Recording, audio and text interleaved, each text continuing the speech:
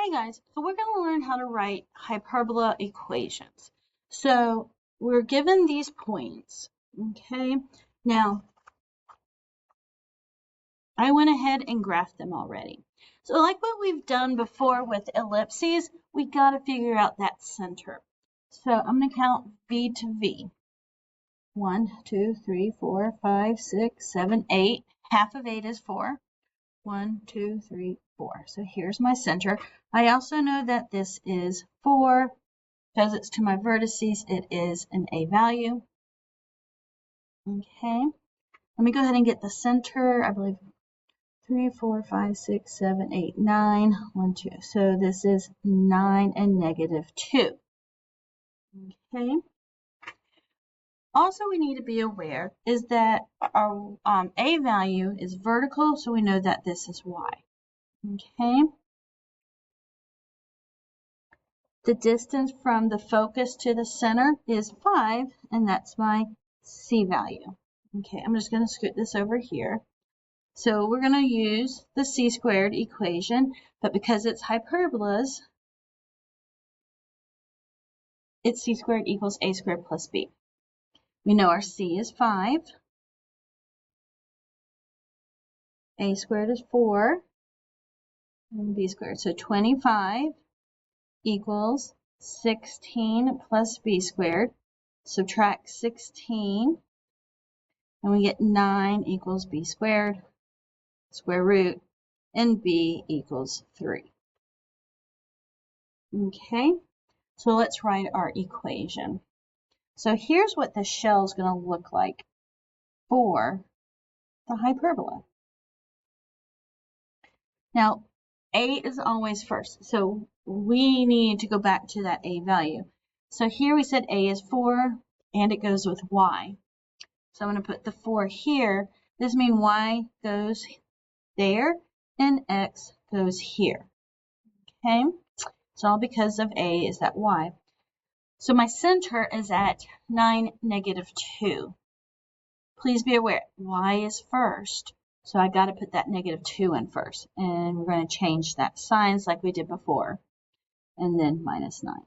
So this is where you really have to be careful. And then last but not least, 3 is squared. Okay, and then you can write it if you want as Y plus 2 squared over 16 minus X minus 9 squared over 9. And don't forget that equals 1. Okay. Now, let's go to this problem.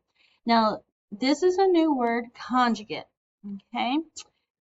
And it does mean co-vertices. Now, if you forget, that is okay. Let's see if I can zoom out. Okay. I only can get one of the points here. Okay, so notice my vertices. We do know that this is vertices. So I know that's not a vertice. Also, remember, foci is going to be on the same line as vertices.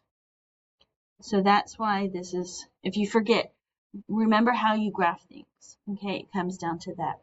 We do need to figure out the center. I'm going to go ahead and tell you it's right there. 1, 2, 3, 4, 5, 6. So 6. And this is my A value, and it's horizontal. I am so sorry. And that's your X value. How far away is C? 1, 2, 3, 4, 5, 6, 7, 8, 9, 10, 11. Right?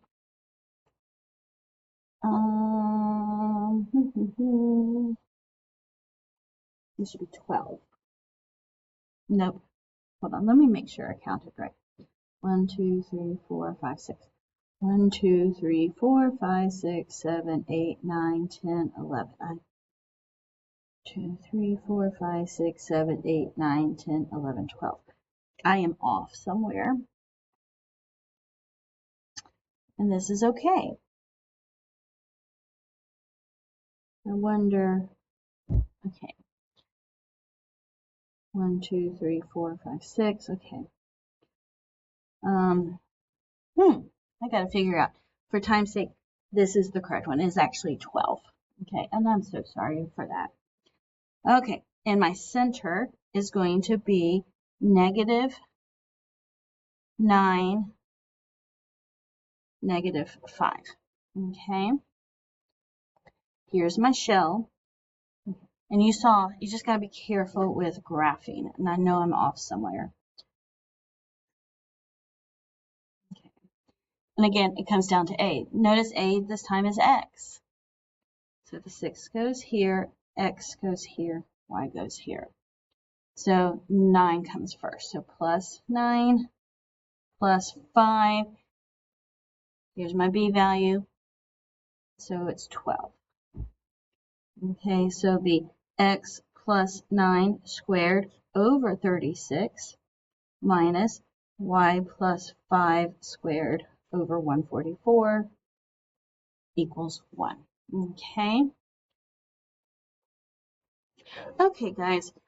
Here's a different type of way they can ask vertices, the points, and the conjugate value. Now, let's stick with what we know, the points. Okay, here's my points. So the distance is 4, half of it is 2. So here's my A value, which is 2, and it is Y. This ordered pair is -3, 1. Okay. Let's go ahead and get the shell ready.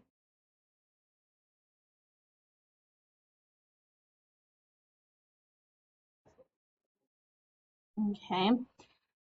We know the 2 goes there, and it's a Y value. So Y comes first, then X. So my Y value is 1, so it'll be -1, and then +3. Now, going here, they tell us how long. Do I need to graph it? And the answer is no. We're just going to divide by 2. Okay. Remember, conjugate means covertices, and this gives me my B value. So half of 20 was 10. And there you go. Okay. And then last but not least, I'm going to use the bigger graph. 1 second. I'm going to fold this paper in half. Okay. So what we're going to do here is use our knowledge of the graph to reconstruct stuff. So we do know my center is right here. And don't forget my vertices is where we put our hyperbola. So my center is at 0, 1. And here, from here to here, looks like it is 6, 2, 3, 4, or 5. 5. Ooh. So this is 5, and it's going in the X direction, right? So we can go ahead and get that shell going. Okay, so we know my A value, because these are our vertices, is 5. And because it's X, it goes here. Okay. 0, we don't have to place 0 in here at all. Kid you? Absolutely. And then the -1. Now, we've got to get those covertices. We have to make a box. So, remember the box, the corners have to go, these lines have to go through the corner of our box. But there's a lot of ways we can draw the box. So what we're going to do is first go to our vertices. You see that? And we're going to make a line.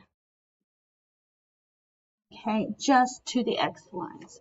And then what we're going to do is recreate that over here as well. Okay. And do you see where the lines, the ones I made, intersect with the X? We're going to draw a line there. And up here.